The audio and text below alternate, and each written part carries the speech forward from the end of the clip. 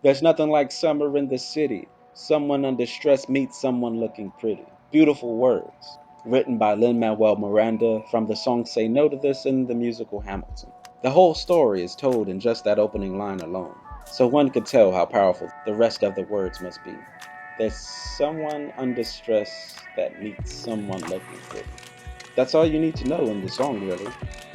As a Christian man growing up in a single mother household, my mental age had to mature quicker than normal, and I was witness to and understood a lot more things than I probably should have. And infidelity was constantly on my mind for a long time, especially having grown up with sisters of my own who I wanted to protect and make sure were never hurt.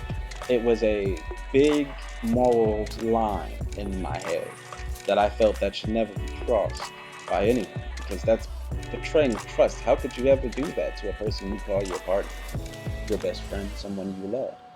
And so I promised myself that I could never cross that line. I could never hurt someone to that degree.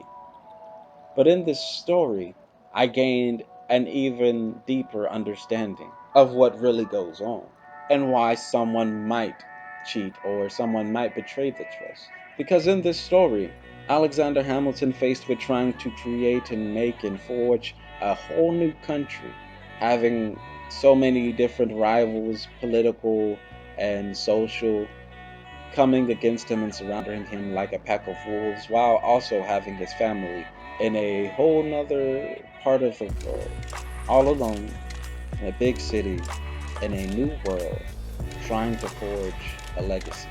That's a lot of stress for one man to be in. And who could blame him for trying to seek comfort in someone close to him? And I feel that notion, that idea, has really given me a greater understanding of relationships in general.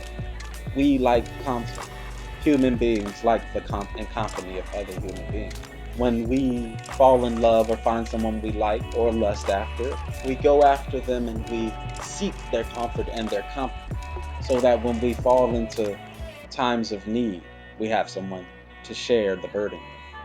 And when we have times of great joy, we have someone to share that joy with. And it brings and multiplies the joy that's already there.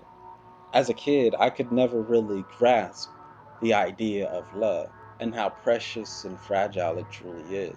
If it wasn't for that song, my ideals and my understanding of why humans get into relationships and how important they are would never reach that level. I would still be thinking that girls have cooties and kissing was nasty and hugging is how you make babies.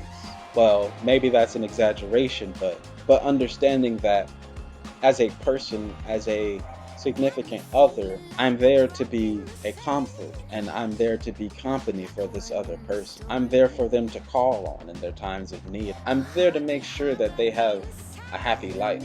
I'm there to make their life better. And so are they for me. And it's a mutual relationship. He wasn't out of love with his wife. He was just weak at the time. And there was no comfort or company at home. Realizing that that is what broke, that is what tempted him. That is what he gave into. I'm not saying it was okay what he did, but understanding that he was looking for comfort and company because at the end of the day, isn't that what we're all looking for?